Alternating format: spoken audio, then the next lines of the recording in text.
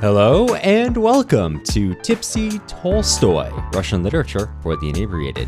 I'm Matt Gerasimovich, PhD student in Russian Lit. This week, terrorized by my dog who does not understand daylight savings time and thinks that I forgot to feed him. And I'm Cameron Lalana. And this week, I am taking a huge step forward technologically right into the mid-20th century because I have just acquired a CRT TV. My mom was going to give it away, and I said, I was there, and I was going to help her carry it down, and I said, hey, why don't I take it? I need a VHS player. And that's the first time that sentence has been said in the last, I'm going to say, 25 years. Yeah, she must have thought she went back in time. Yeah, and so now I have it on the left side of my room. I've set it up, the CRT and a stand to my bed, but that's also the side of the room where I have my radio. So that's my little, 1942 part. Well, they didn't have CRTs in 1942, but you get my point. There's nothing newer than 1980 in that corner of the room now. That's good. So, yeah. That's good. Happy for you. Thank you. This is a podcast where me and my good pal Cameron get to unwind from our week with some Russian literature and a drink or two. This week, we are finally getting around to reading The Shot by Aleksandr Pushkin, a short story that we've tried to read no less than 3 times on this podcast, and for whatever reason, it's always gotten bumped. It's just unlucky. It's just unlucky. But before we get into talking about this duel, and first, actually, when are we to do our duel, Matt? We've been talking about this since Eugene Onegin, and yes, I know Dr. Bowers was against it for, I guess, probably moral reasons. Our duel is now possible, thank you to whoever made the Oculus Rift that explodes if you die in a game. That's right. So that's right. We'll be able to suit up from the comfort of our own home. And then blast. Get into Pavlov and then just have the world's most unnerving online match. Yeah. No, it really wouldn't be good for me. I'm really not good at video games. Despite how many hours I've played, I'm not good at any of them. That's fair. Well, if it helps, Pavlov, despite that I was, as a child, I was pretty heavily exposed to firearms. Pavlov makes me think I actually don't have any experience with firearms whatsoever. That's and good. How hard it is to use them in that game. All right, maybe that seems fair then. Yeah, but until then, I mean, as I've always said, we could just get black powder pistols and go right at it. We can have them shipped right to our door, but everyone keeps telling me no. So it's the old black powder pistol loophole everyone's talking about. And speaking of loopholes, let's talk about The Shot. But I gotta ask first, what are you drinking this fine evening? This fine evening, I don't have a craft beer this time. However, I do have a mezcal. So I think I've had this on the podcast before. This is Crema de Mezcal from Del Maguey, which is a mezcal with agave syrup. And the reason why I'm spending so much time on it is because this is, I think, first of all, incredible mezcal. Secondarily, I think some of the funniest little commentary on the side. It has on the label next to the name, it has para todo mal, mezcal, y para todo bien, también, which means for everything bad, mezcal, and for everything good as well. That's good. It's good. I think it's a good ethos. That's a good slogan. And then below that, it says, for women only, ... and ... a few strong men. I'm a sucker for nonsensical, well, that's not all nonsensical, but funny stuff on labels, so. Yeah, there you are. One of the few, one of the brave. A mezcal drinker. I know you're still on your grind, so what are you bringing? Yeah, I'm on my abstaining Akhmatova grind these days still. I am drinking from Athletic Brewing Company. It's called Free Wave. It is a non-alcoholic hazy IPA. Gotta say, still pretty good. Okay. Pretty good. Nice. And 2% of all of their sales go back to restoring local trails, which sounds like an advertisement, but I just think it's cool. That is very cool. So anyways. Yeah. Anyways, let's talk about The Shot. So, The Shot by, of course, Pushkin, our friend, our good, dear personal friend, Aleksandr Pushkin. This is one of 5 short stories that was originally published in full title, The Tales of the Late Ivan Petrovich Belkin, also known as, Belkin's Tales. And this detailing the events at a small military outpost and the larger consequences of a duel. Man, we love talking about duels in relation to Pushkin, don't we? Yes, or absolutely. I guess actually Pushkin is the one writing all of this. Is there anything you want to cover before we got into the summary itself, Matt? Not on dueling specifically. I think it's kind of best to talk about it as we go through. I don't want to give a whole lecture on dueling etiquette. I would like you to give a whole lecture on dueling I etiquette. mean, I will when we get into it, but All right.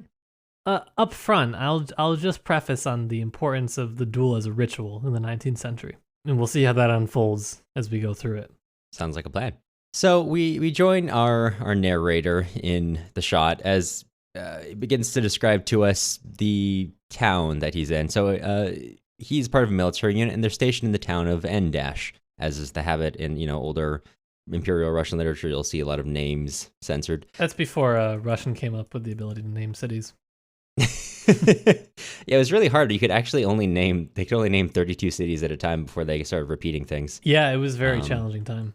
I'm surprised there's not more literature written on that. So we're joining a small military unit, and this town is so small that this is how it's described. In N-, there was not one open house, not a single marriageable girl. We used to meet in each other's rooms, where, except our uniforms, we never saw anything. So it sounds like college.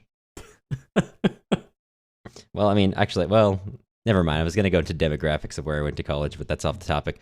So these guys, this military unit, they mostly stayed to themselves, except for one dude, one civilian who's 35 years of age.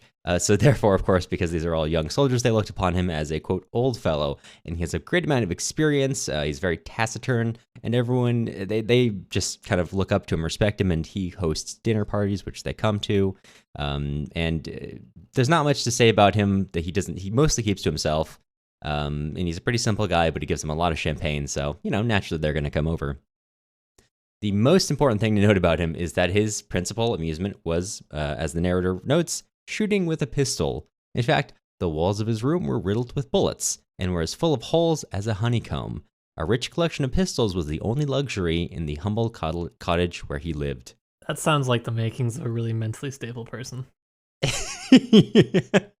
Yeah, it's just a dude who out in the middle of nowhere who just does nothing but shoot his own walls all day. Yep. I don't see why you wouldn't want to. Why you wouldn't want to go hang out with him more often. So this man, whom the narrator named Silvio, doesn't participate in specifically with their conversations about duels, although they love to talk about him. He replies whenever they ask him about it that he's been in some duels, but that he doesn't really want to talk about it, and they for the most part they respect that. And this continues until one day when about 10 of their officers are dining with Silvio, and they're having their usual dinner conversation, and they decide to play a game of Faro, a card game. It's noted that Silvio's custom in playing these card games is to play more or less in silence, and then he keeps track himself. If there are any mistakes in calculations that someone gives or some mistake in playing, he just corrects it in silence. They'll just go about their days, let him correct things. Now, one officer happens to make a mistake, and this is a new one who has not played with them previously. And so Silvio corrects the mistake this officer makes when writing down the score, and the officer tries to get him to correct it back, but Silvio, without saying anything, just keeps correcting it again until the officer loses his patience and grabs a candlestick from the table and throws it at Silvio, who just barely avoids, being hit by this thing. And everyone in this moment, before they're making fun of this guy, begin to think, oh man, this guy's dead. Silvio, he not only is seeming a little unstable, he's also a crack shot. They're just waiting for the other shoe to drop. But a day passes, and then another day passes, and the challenge never comes. And in fact, after to the attendant that the officer sends, Silvio basically says that he is satisfied with the explanation that the attendant provides and reconciles. Boo! Boo! No blood sport. No reconciliation. So this disappoints them all because they kind of looked up on him as someone who was, just would instantly, of course, go into a duel. And it's noted by the narrator, want of courage is the last thing to be pardoned by young men, who usually look upon bravery as the chief of all human vices and the excuse for every possible fault. Which is a good line. Absolute zinger. Absolute zinger. Over time, everyone more or less forgets about it. Silvio gains his former place, with the exception of the narrator, who notes he's a bit of a romantic. He's got, and he's more attached to Silvio than the rest were. And he was the one who, and the narrator's the only one who Silvio really deigned to speak to or really drop his sarcastic air. And the narrator has the sense that Silvio is this hero of some mysterious drama. For the most part, things continue on. He kind of distances himself from Silvio until one day Silvio receives a letter. He looks at it and then looks at the rest of them and says, hey, gentlemen, Circumstances demand my immediate departure. I must leave tonight, and I will put on one final dinner, and I hope you shall all join me. So the officers all go. They have a usual night. Everything is nice. Silvio is in excellent humor, and he begins to, after the end of dinner, let them all go, thanks them all for coming, and then he grabs the dinner and says, look, I need to speak to you. And he pulls them aside, and they go and sit in his parlor. And in this, without everyone else, it's noted that Silvio seems troubled. In fact, the intense pallor of his face, his sparkling eyes, and the thick smoke issuing from his mouth, they have pipes, or they're smoking pipes, the narrator notes give him a diabolical appearance. And then Silvio finally gives him an explanation. Silvio observes that, I care very little for the opinion of other people, but I like you, and I feel it would be painful for me to leave you with the wrong impression on your mind. And says, look, you may have found it strange that I didn't challenge that drunken idiot to a duel, but it's not that I didn't think we could win that duel, it's just that there is a small chance that he would have killed me, and I have no right to expose myself to death because I received a slap in the face 6 years ago and my enemy still lives. And the narrator says, you must have fought him then. And Silvio says, look, I did a duel with him, here's a souvenir, and he pulls out a hat, a red cap with a gold tassel, and he put it on, and the narrator sees that there's a bullet that's been passed through it. And Silvio begins to tell the narrator of his time serving in a hussar regiment. At this time, when he was young, he was himself the most popular officer in his regiment. He was always getting drunk. He had many friends, and he was involved in many, many duels where he was either the second or the principal. And so all of his comrades totally looked up to him, was all of his commanders were just not happy with him. Now this lasts until another young fellow comes along, a young man from a wealthy background, and charms everyone, and is just like Silvio, except that he's wealthier and he's funnier, and everyone receives him better, and all the attention that used to go to Silvio is now going to this man. And so Silvio turns down this young man's offer of friendship and begins to seek quarrel with him. And this eventually culminates in a ball or some sort of event, Silvio whispering an insult into this man's ear, the guy slaps him, and then they go to have a duel. So they go out, and what Silvio realizes is this man approaches him holding a cap, which is filled with black cherries, and he's completely agitated, but the guy says, whatever. And Silvio says, shoot me first. The other man says, I don't care, whatever you want. And they draw lots, and the other guy gets to go first. He shoots, and a bullet passes right through Silvio's cap. In turn, Silvio begins to take aim, and notes that his life is now in my hands, and he is so ready to shoot, and he knows he's going to make this shot. But the other guy doesn't care. He's just standing there. He's picking the ripest cherries out of his cap. He's spitting out the stones right at Silvio, and it says, come on, are you going to shoot or not? And Silvio says, what is the use, thought I, of depriving him life when he attaches no value whatsoever to it? And so he lowers his pistol and says, look, you don't seem ready for death at present. You wish to have your breakfast, and I will not hinder you. And basically he says, look, and after that, Silvio resigns and says, look, I will come back for you when you're finally ready to face death. You want to know something? Yes. When I was reading this as an undergrad, my professor that taught this story, he brought in cherries so that he could spit them towards us to illustrate this scene, which was hilarious. That's very funny. I mean, he didn't really, you weren't really in danger of getting spat on, of course, but I think that would have made it better. It would have. It was funny because it wasn't really a point that needed illustrating whatsoever. It was completely comprehensible why this would elicit this emotion, but it was, I appreciate him going the extra mile. Yeah, exactly. That's what it's all about, being a little extra. Yeah. Well, actually, according to Robert Chandler, allegedly this is an incident taken from Pushkin's own life as well, where he was the one doing the cherry seed spitting.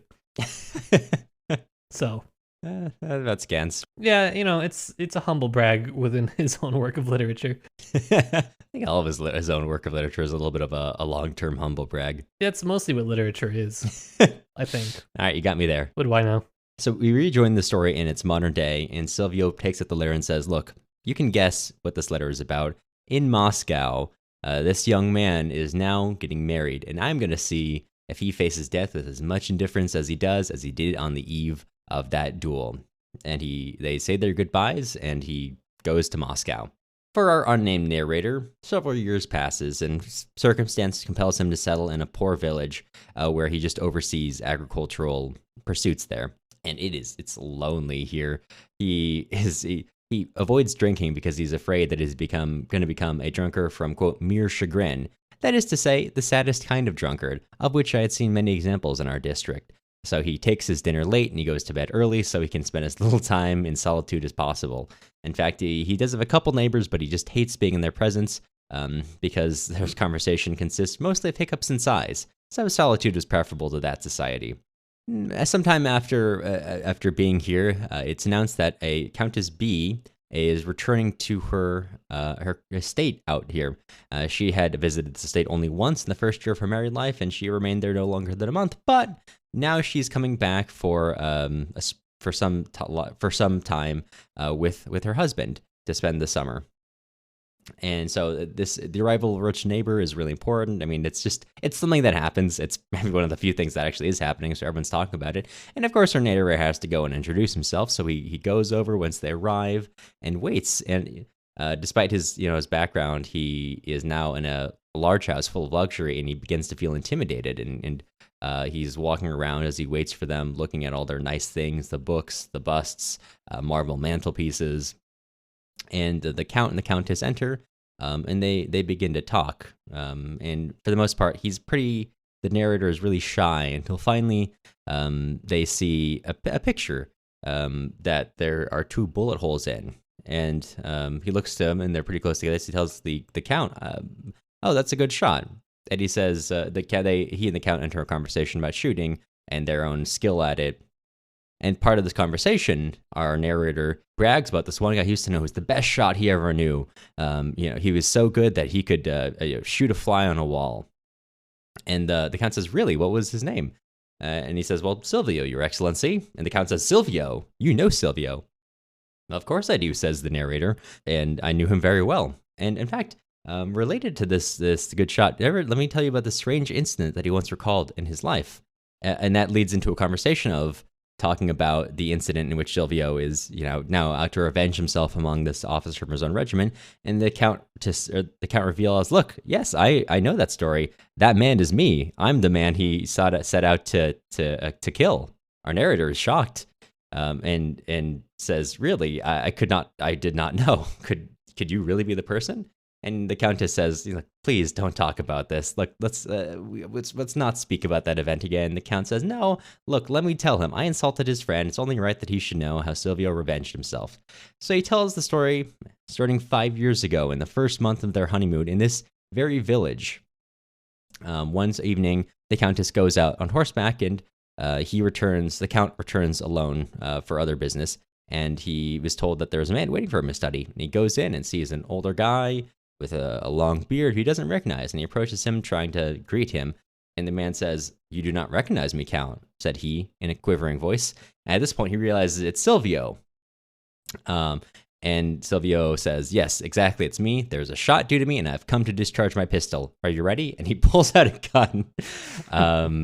And the guy just very obligingly measures out 12 paces, walks away, and they just stand each other, Silvio holding the gun out at the sky.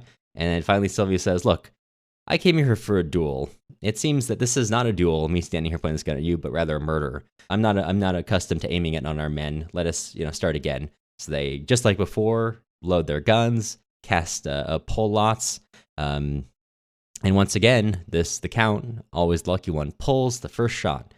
And he aims the pistol right at the guy, and he fires the gun, and he misses. And he shoots through that picture that we noted at the beginning, which led to this story. Soon after firing, Silvio raises his hand to shoot back at the Count, and then the Countess rushes into the room and freaks out after hearing a gunshot, and then walking in and then seeing her husband having a gun pointed at him by another rando.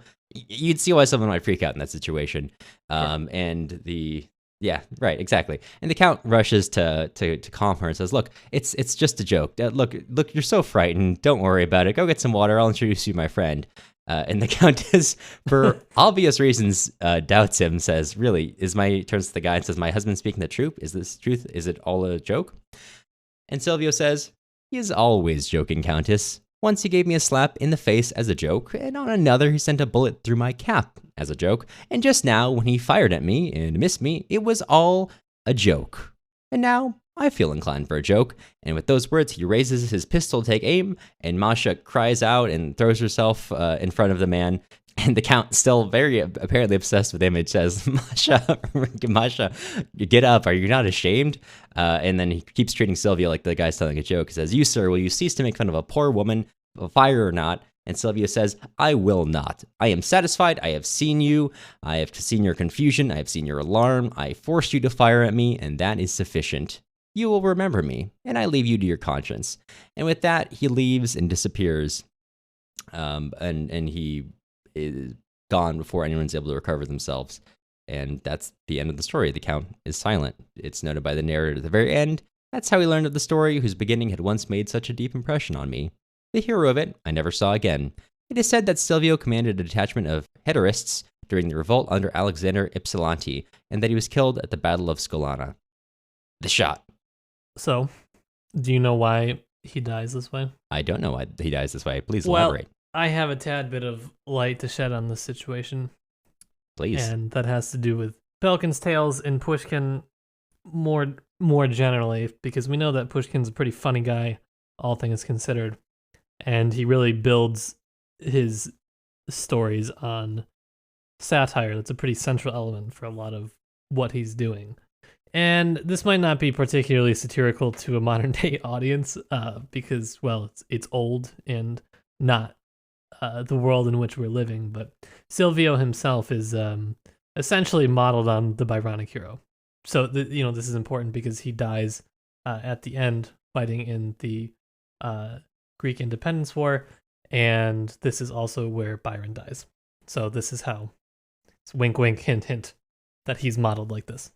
Not to mention the name Silvio is also not a Russian name. Right. It contains some element of exoticism, which is prevalent and important for the romantic hero, the romantic stereotype, the satire of it that Pushkin kind of sets up in this tale. Right. And so it's in Silvio being the Byronic hero, I'm then taking out of it. So I'm learning along with the audience. Then subverting what you would expect from the Byronic hero in this circumstance. Because it seems like when talking about it as him as a Byronic hero, you have more context for this than I do. In that it's supposed to be like a take or almost like a joke, or he's trying to be humorous about it. Is it in Silvio not being the Byronic hero you expect? Because I mean, it's like talking about illusions. The narrator does think about Silvio as like a hero from some romantic novel, or I don't remember what he says, but Silvio, far from being a hero, seems consumed with a weird petty grievance of this guy who is more popular than him in his regiment. That causes him to go on years of penance waiting to kill this guy. Yeah, and I mean, it was over something that Silvio started to. I mean, it was really mostly his fault. But I think that's why like card games are really important for Silvio. And I mean, they were also just really popular at the time, especially if you were stationed in a village with nothing to do and no one to talk to. You would just play cards and gamble and drink because what else is there to do? But Faro's a game that's mentioned in The Queen of Spades by Pushkin. Essentially, it's just a card game of complete chance and luck and no skill being involved. So while Silvio's unable to actually duel, he's more or less able to still engage in a duel with fate itself. So this is how he occupies himself between the duels. Between shooting at his wall too. Well, yes, also shooting at his wall like a sad 19th century boy does. Speaking of duels, let's talk a little bit about duels. I know we covered them briefly when we were talking about Eugene Onegin, but I mean, this is the impetus that got you into your PhD. Let's talk about duels. I do love duels. So do you know why he's unable to duel the new guy, the guy who's new in town? I understand his own reasoning, but I'm imagining that there's a formal rule, which I'm not aware of, which also allows him to not duel the new guy. The way that I understand it, and I'm not a professional dueler, but this is how I understand it, is that you can't start a new duel until the last one is finished. And because he never took his shot, he never finished that duel. And so it's essentially open still, which is why he's able to come back and claim his shot when he would like. But this is why he's unable to, duel anybody else in the meantime. This is why he has to play cards instead, which is way less fulfilling, way less fun versus dueling. Right. I suppose. I don't know. I've never dueled. We got to get into it. We got to know. We got to understand. Yeah, I know. We got to get into the character's shoes. But I think this is for Silvio why he takes it, very seriously and the rules very seriously. And so when he has to enter a duel with somebody who's spitting cherry pits at him, someone who doesn't respect the ritual of dueling, it's frustrating. Right. Obviously. And so therefore he waits. Oh yeah, go on. Right. No, yeah, obviously he's waiting until his circumstances change and life means more to him, which is, really sinister. Yeah, I was gonna say that's one of the things I noticed throughout the novel is that he's, initially introduced as like, oh, he's like this cool guy, romantic hero. As it continues, he's described as his countenance is described as diabolic. Mm-hmm. And we've got a narrative, which is interesting because we've got the narrator talking about like this current story that we're actually reading with, and there's the background story of what happened between Silvio and the Count, and we're hearing about it from both of their perspectives. Although it's like a continuation of the same story over time. Yeah, and it's worth mentioning that this is only a 10-page story, 12-page story. It's not very long. Yes, very brief. It's kind of, the narrative is somewhat complex. You have like a story within a story within a story. Yeah, right. And also, even a story within a story, like we're saying with Silvio being portrayed in like a sinister way, as we get to know him better, but I guess sinister or not sinister, it comes up, it rears its head every once in a while. Sure. Yeah, up until the very end when they continue to their final duel and the Count misses and shoots the pistol, or shoots the picture, excuse me. And I think I forgot to note this actually when I was doing the explanation, but before Silvio leaves after telling them he's joking, he turns around and shoots one more time without barely looking, and shoots another hole through the picture almost exactly where the Count had, as like I would barely even need to aim to hit you right where I want you. Right. I know. I love this. Like, I don't know, kind of almost a cowardice. Right. You've been waiting for your moment for so long. Just do it. It's been waiting for 5 years, and then when he finally gets his chance, he doesn't do it. Right. And this is not a far duel either. Like 12 paces is like nothing. This is like, that's like a duel where someone's meant to die. It's interesting that at the very end, he's like, oh yeah, I'm just joking. And then says, look, I don't actually need to kill you. I get to, you'll remember me. I'll be sitting here in your back. Bro, it was just a prank. It was just a fun prank, which again, getting back to him being sinister, getting to the Byronic hero, and this Byronic hero is actually in a lot of ways quite sinister. He's out here he doesn't just want to duel. He wants this person to, if he doesn't fear death, what's the point of dueling? He should fear me. He should feel death when I shoot at him. And if I can't make him fear death, then I will make him remember me and make him remember that I was his death. I could have been his death. That's super villain shit. Yeah, that's like, a guy's got a complex. Yeah. Which maybe, I don't know, that's the joke here. This is like a little funny tale, but the Byronic hero who's not, well, who is, I guess, has some extra details, some extra character features. Mm-hmm. Mm-hmm. Oh, I don't know, this isn't super relevant to anything specific about the story, but every time I read Pushkin, and, granted some of this is a feature of translation or a result of translation, but I'm always struck by how just effortlessly funny Pushkin is. And I'm sure I'm missing a lot of the humor, but just a lot of the, jabs he throws or one-offs or asides are all, like in The Captain's Daughter, anything else we read by Pushkin. I don't think we've done that much else on the podcast, but just in general, whenever you read Pushkin, he's funny. He's a funny writer. I think he really is. I think people, I don't think that many people read him, to be honest.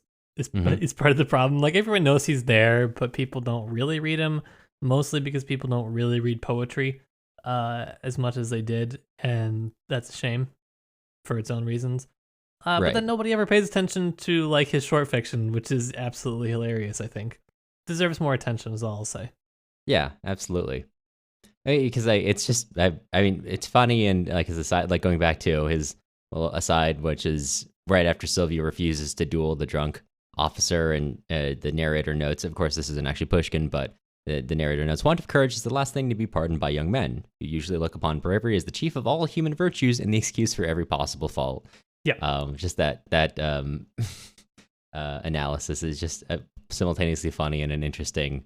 I mean, even tied to the story itself. I mean, bravery excusing a lot of other shortcomings, or Sylvia's apparent bravery and waiting to get up in front of the gun for so many times, being one of the main duelers in his own unit, perhaps overlooking a lot of other shortcomings, I'll say, about Silvio and his tendencies.